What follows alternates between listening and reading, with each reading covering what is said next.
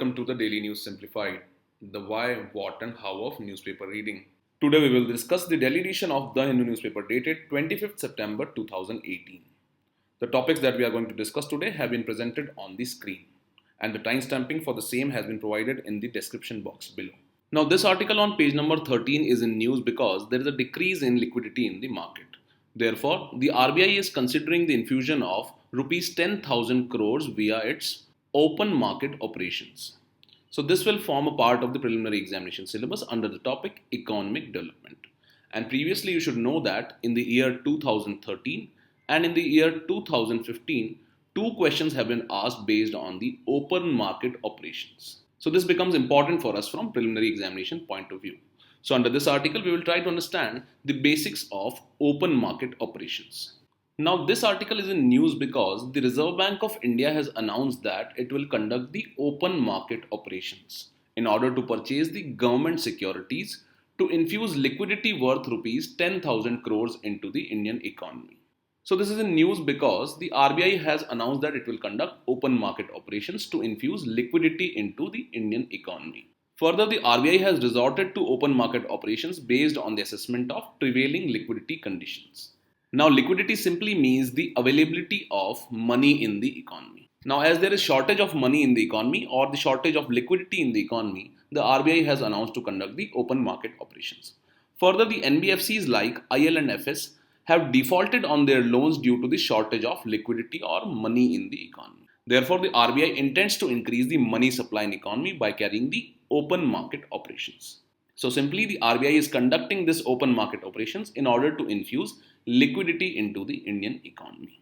Now after understanding that why the RBI has resorted to open market operations, now let us understand the basics of open market operations. So simply the open market operations are the market operations conducted by the RBI. And RBI does so by the way of sale or purchase of the government securities to or from the market with an objective to adjust the rupee liquidity conditions in the market.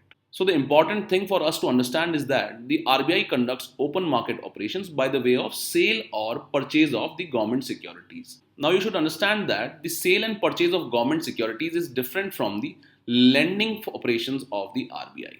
And the RBI lends to the scheduled banks by the way of liquidity adjustment facility, and you know that the RBI does so by the use of repo rate and the reverse repo rate. So the liquidity adjustment facility and the repo rate and reverse repo rate are the lending operations of RBI. However, the open market operations are the sale or purchase of government securities. So this is an important point for you from the prelims point of view. Now further, when the RBI feels that there is excess liquidity in the market, it resorts to the sale of securities. However, when the RBI feels that the liquidity conditions are tight or there is less liquidity in the market, the RBI resorts to the buying of securities. By buying the securities, the RBI infuses liquidity into the market, and by resorting to the sale of securities or the sale of government securities, the RBI sucks out the rupee liquidity from the market. So this is a monetary policy tool used by RBI to change the liquidity conditions in the market. So what is important for us from prelims point of view is that the RBI uses open market operations to adjust the liquidity conditions in the market. Further, the RBI does so by the way of sale or purchase of government securities. Secondly, when there is excess liquidity in the market, RBI resorts to the sale of securities. By this, the RBI tries to reduce the liquidity in the market. However, when there is lack of liquidity or there is less liquidity in the market, RBI buys security from the market, and by this, the RBI infuses liquidity into the market. Now let us try to solve the previous year questions asked by UPSC. Now the question asked in 2013 reads, in the context of Indian economy, the open market operations refer to. Now the option A reads, borrowing by scheduled banks from the RBI. Now this option is incorrect because as we have learned that the lending operations are considered under the liquidity adjustment facility and RBI uses the repo rate and reverse repo rate for the borrowing operations. Second is the lending by commercial banks to industry and trade. Now this is outrightly a wrong option. The third option reads, or the C option reads, purchase and sale of government securities by the RBI. Now this option is correct because under the open market operations, RBI conducts the purchase and sale of government security. So the correct answer in this case is C. Further, the question asked in 2015 reads, With reference to Indian economy, consider the following. The first is the bank rate, the second is the open market operations, the third is the public debt, and the fourth is the public revenue. Now the question reads, which of the above is or are a component or components of the monetary policy? Now we know that the bank rate and open market operations are a part of monetary policy. However, the public debt and public revenue are part of the fiscal policy. And we know that fiscal policy is dealt by the government. However, the monetary policy is taken care of by the RBI. So the correct answer in this case is 1 and 2, that is C, which means that bank rate and open market operations are components of monetary policy and not the public debt and public revenue. With this, let us move on to the next article. Now, this article on page number 7 is in news because the National Technical Board on Nutrition has approved guidelines for the nutritional management of children with severe acute malnutrition. Now, this will form a part of the General Studies paper 2 under the topic Issues Relating to Poverty and Hunger. Further, it also forms a part of the preliminary examination under the topic Social Development. Previously, in the year 2017, a question was asked related to National Nutrition Mission. And in the year 2016, a question was asked related to the Global Hunger Index report. Further, in the year 2017, a question was asked in the mains examination related to hunger and poverty. So, hunger, poverty, and malnutrition becomes important for us from exam point of view. Both in the preliminary examination and mains examination, questions have been asked based on hunger and poverty. So, let us try to understand the guidelines which are related to the nutritional management of children with severe acute malnutrition. Now, this is in news because the National Technical Board on Nutrition has approved guidelines for the nutritional management of children with severe acute malnutrition. And these guidelines were proposed by the Ministry of Women and Child Development. Now, these guidelines are important because India stands at 67 out of 80 countries in the World Hunger Index. And 44% of Indian children under 5 are underweight. And 72% infants suffer from the anemia. Further, the children who are affected by severe acute malnutrition need special treatment as food alone cannot tackle the problem. Therefore, these guidelines are important to tackle the menace of undernutrition in children in country. So, these guidelines are important because India's rank in the World Hunger Index is at 67 out of 80 countries and 44% of the Indian children are underweight or suffer from severe malnutrition. And further, these guidelines are important to tackle the problem of undernutrition or malnutrition in children. Now, before going through the guidelines, let us understand what is severe acute malnutrition. Now, severe acute malnutrition or SAM is the most extreme and visible form of undernutrition. Further, the children with severe acute malnutrition have very low weight for their height. That is, the weight and height are not proportional. And further, they have low mass of their muscles. Thirdly, they may also have nutritional oedema. And the condition of nutritional oedema is characterized by swollen feet, face, and limbs. Further, we should also know that severe acute malnutrition is a major cause of death in children under the age of 5. And there are about 93.4 lakh children suffering from severe acute malnutrition as per the National Family Health Survey 4 or NFHS 4. Now let us understand what are the improvements made by these guidelines. So these guidelines aim to tackle severe acute malnutrition in children under the Integrated Child Development Services Scheme or the ICDS. Now the previous guidelines had provided for hospitalization of severely wasted children who develop medical complications. However, the new guidelines or the new measures are part of the community-based health management of such children. And this involves timely detection and provision of treatment for those without medical complications as well. And this will be done through the use of ready-to-use therapeutic foods or other nutrient-dense foods at home. So the new guidelines not only deal with the treatment for those with medical complications, these new guidelines also deal with the provision for treatment of those children without medical complications and suffering from the malnutrition. So let us have a look at the new guidelines and also understand how these guidelines aim to provide treatment for those children who are suffering with malnutrition without the medical complications. So under the new guidelines, the Anganwadi workers or the auxiliary nurse midwives or the ANMs will identify the severely wasted children and segregate them from those who have oedema or medical complications. Further, once the segregation has been done, the children who require medical treatment will be sent to the nearest health facility or the nutrition rehabilitation centers. However, for the remaining children, they will be enrolled into the community-based management. So this means that the new guidelines also aim at treating children who are facing malnutrition, however, they have not developed medical condition. So under the community-based management, there are provisions for nutrition, continuous monitoring of growth, administration of antibiotics, micronutrients, as well as counseling sessions and imparting of nutrition and health education. Further, under the community-based management, the ANMs or the Anganwadi workers will provide modified morning snacks, hot cooked meals, and take-home rations for severe acute malnutrition suffering children. And such food shall be prepared freshly and served at the centralized kitchen or the Anganwadi centers. Further, locally available cereals, pulses, and green leafy vegetables, and vitamin C rich fruits, as well as fresh milk and 3 to 4 eggs every week, have also been prescribed under the new guidelines. Further, such food shall be served to the children in the age of 3 to 6 years. Further, the government has also revised the method to be used for measuring wasting or measuring the malnutrition. And the new calculation will be based on weight, which will be related to the height of the children. And this will be used as a measure to calculate the malnutrition. And previously, the method which was used for calculating the malnutrition was to calculate the mid upper arm circumference of a child. So the new guidelines also provide provisions for the treatment of those without medical complications as well. And these children will be treated under the community-based management. And for this, the role of ANMs or the auxiliary midwives has been considered to be critical. And under the community-based management, the provisions have been provided for nutrition, continuous monitoring of growth, administration of antibiotics, and micronutrients. Further provisions have also been made for counseling and nutrition and health related education. Further, the provisions have also been provided for providing hot cooked meals and the use of locally available cereals, pulses, and green leafy vegetables. And also, the children will be provided with vitamin C rich fruits and fresh milk. And the children which have been identified under the community based management will be under the age group of 3 to 6 years. And further, the method which is to be used for measuring wasting has also been changed. Now, regarding the questions that were asked in the preliminary examination in the previous year, in the 2017, the question read, which of the following are the objectives of National Nutrition Mission? The first statement reads, to create awareness relating to malnutrition among pregnant women and lactating mothers. So this is the correct statement. Second is to reduce the incidence of anemia among young girls, adolescent girls, and women.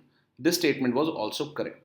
However, the statement 3, which reads that to promote the consumption of millets and coarse cereals and unpolished rice, and the fourth statement to promote the consumption of poultry and eggs, were not included in the National Nutrition Mission. So the correct answer is A, that is 1 and 2 only. Further, the question asked in 2016 read, which of the following is the indicator used by IFPRI to compute the Global Hunger Index report? The three factors which are given are the undernutritionment, child stunting, and child mortality. So all the three are correct. And the correct answer in this case is C, 1, 2, and 3. Now, after understanding the guidelines provided by the National Technical Board on Nutrition, you should be able to answer this question from mains point of view. With this, let us move on to the next article. This news article on page number 1 is related to the defeat of President Yamin in Maldives by the joint opposition candidate. Now, this will form a part of the General Studies paper 2 under the topic India and its neighborhood relations. Now, the political development in Maldives are particularly important for India because previously in the year 2013, a question was asked directly related to this issue. The question read, discuss the political developments in Maldives in last 2 years. Should they be of any cause of concern to India? So under this article, we will try to understand the various issues that are being faced by the Maldives and how these issues are impacting the Indian interest. Further, we will also understand the India's stand on various political developments in Maldives. So this article is in news because the President Yamin has been defeated by the joint opposition candidate in the recently held elections in Maldives. Further, he had imposed emergency and which had led to a political turmoil in the Maldives. Now let us understand various issues in Maldives one by one. Now the first issue was related to the free trade agreement with China.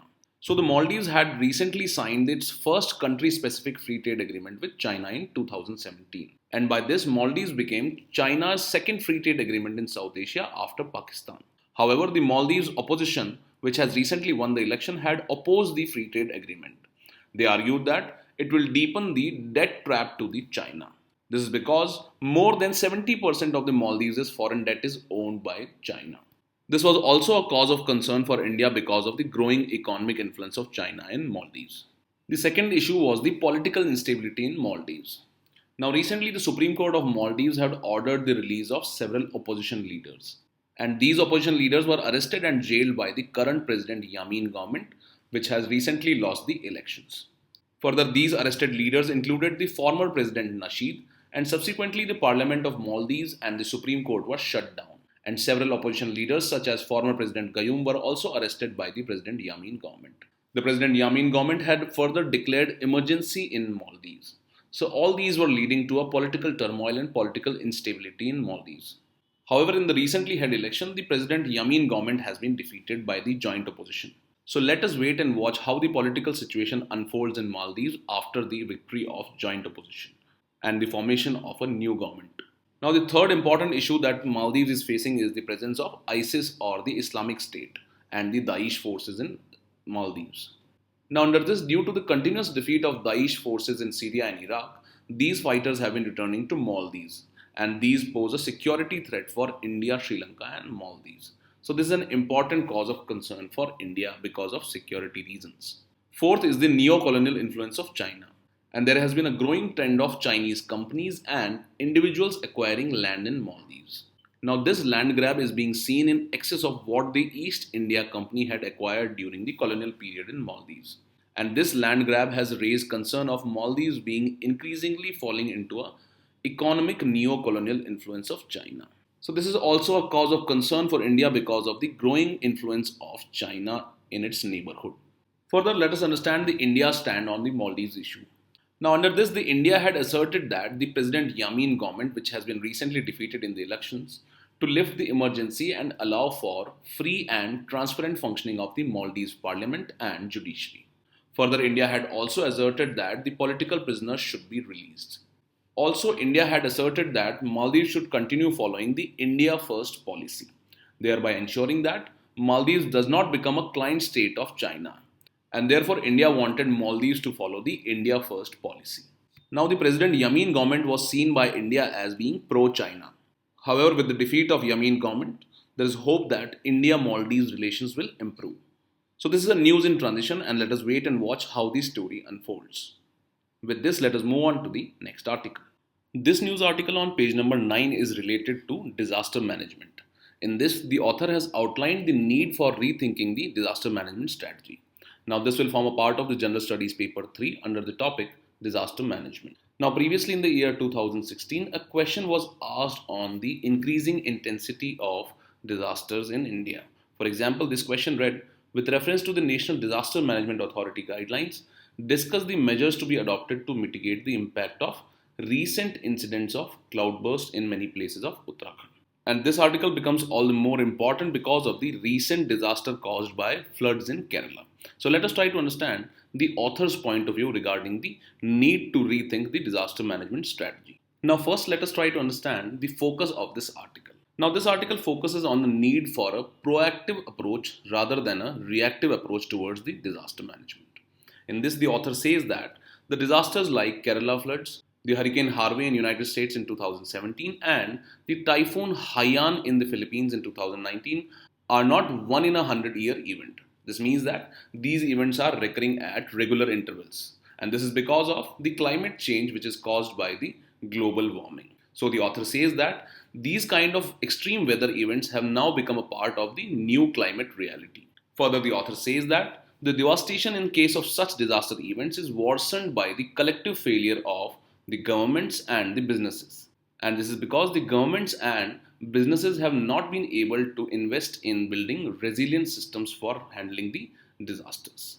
So in this article, the author says that there is a need for proactive approach as compared to the reactive approach towards disaster management. Further, he says that events like Kerala floods are now recurring events and they are not one-off events. So they have become a part of the new climate reality because of the climate change caused by the global warming. Further, there is a need for the governments and businesses to have a collective approach towards building a resilient system for handling the disasters. Now, further, the author has highlighted an approach to deal with the disasters of high intensity. In this, the author has used past experiences of disasters. The first prescription provided by the author for handling the disasters of high intensity is that the reconstruction efforts must involve rebuilding in a better way. For example, the author says that in Kerala, the reconstruction efforts should involve building of structures with wind and water resistant materials. So the author outlines that there is a need for rebuilding in a better way. And such rebuilding should involve structures which are built by disaster resistant material. For example, in Kerala, there is a need to build structures which are composed of wind and water resistant materials. Secondly, the author says that there is a need for relocation. In this, the author says that people need to be relocated out of dangerous areas. Now, this is important because the author says that during the 2015 Chennai floods, the effect of disaster was exaggerated because of unrestricted urbanization in the floodplains. So, in this regard, the author says that there is a need for relocating people out of dangerous areas. For example, in Chennai, if people had been relocated out of the dangerous floodplains, the effect of disaster would have been minimized. Thirdly, the author says that there is a need for early warning, and he says that early warning is vital. For this, the author quotes that because of investments in early warning systems, the cyclone Philin claimed only 40 lives in Odisha in 2013. However, a similar cyclone in 1999 had caused the death of around 10,000 people. There is a need for investment in the early warning systems. Now, quoting the example of Kerala, the author says that there was no timely forecast from the National Weather Services in case of floods. So, the author says that the state needs a reliable flood forecasting capability. And finally, the author says that there is a need for tougher implementation of logging and mining regulations in fragile ecologies. For this, the author says that the deforestation had worsened the effect of Kerala floods and mudslides. And the same thing had been highlighted by the report of the Western Ghats Ecology Expert Panel in 2011. And we know that this panel was headed by Madhav Gadgil. And this panel particularly dealt with the Western Ghat fragile ecology. So, in short, the author says that the reconstruction should be done in a better way. For this, the use of disaster resistant materials is the need of the hour. Further, the people need to be relocated out of the dangerous areas. For example, there is a need for relocating people out of the floodplains. The third important aspect is the investments in early warning systems. By this, the loss of lives can be minimized. For example, the number of deaths was minimized usually in case of cyclones in Odisha. And finally, the author says that there is a need for tougher implementation of mining regulations in fragile ecologies. Now, concluding the article, the author says that the economic damage caused by the increasing intensity of disaster, which is caused by the climate change and the global warming, has global ramifications. This means that the impact of such disasters is global in nature. Now, as these disasters have global effect or global ramifications, the author says that there is a need for involvement of multilateral agencies like World Bank and Asian Development Bank in providing financing for disaster management.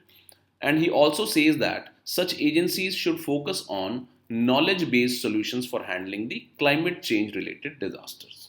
Now, as the author has discussed the need for rethinking the strategy for disaster management, you can use the points mentioned by the author in answering this question from mains point of view. With this, let us move on to the next article.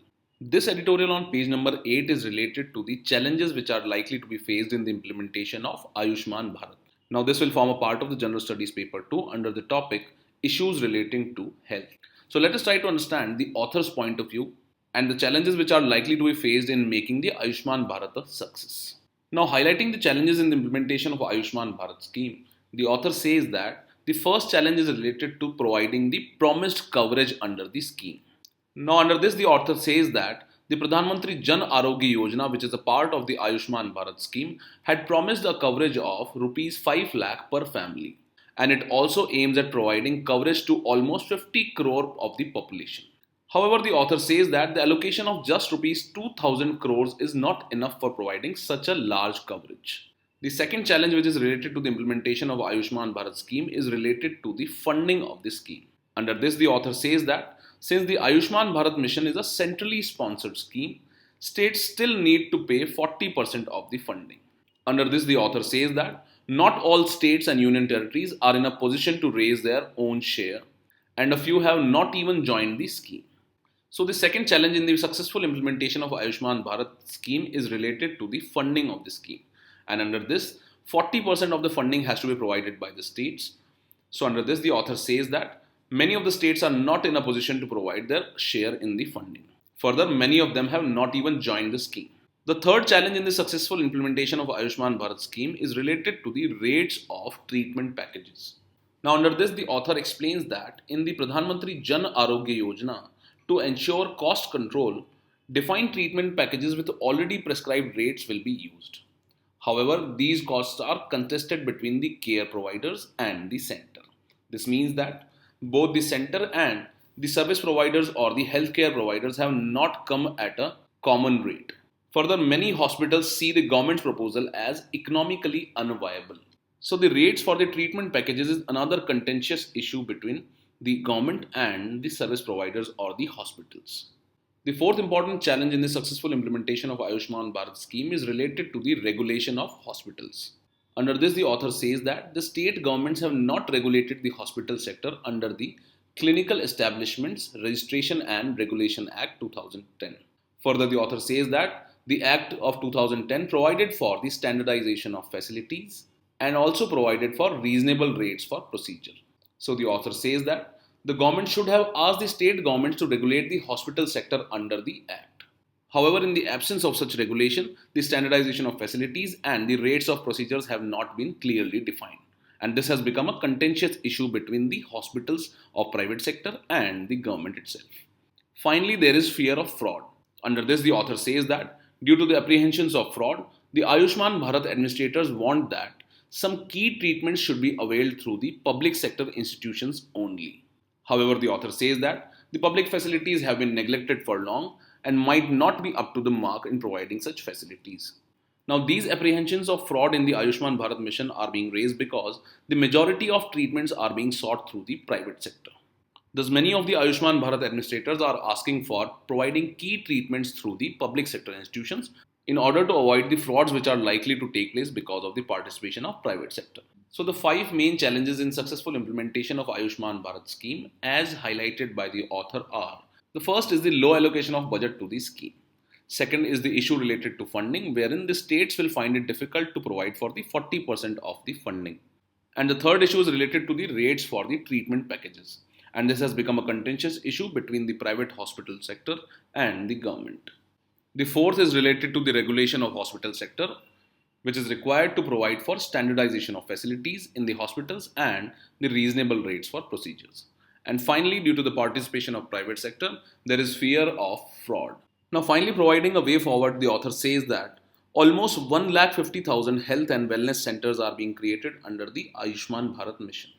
And this will help in reducing the pressure on secondary and tertiary hospitals for expensive treatments by investing in preventive and primary care facilities. However, the author says that the first priority should be to draw up a roadmap for universal health coverage, and this should be done through continuous upgradation of the public sector infrastructure. So finally, the author has highlighted the need for providing the universal health coverage by the upgradation of public health sector infrastructure. Now, after going through some of the points highlighted by this article, you should try and answer this question from mains point of view. With this, we have come to the end of today's discussion. Now let us move on to the question for the day.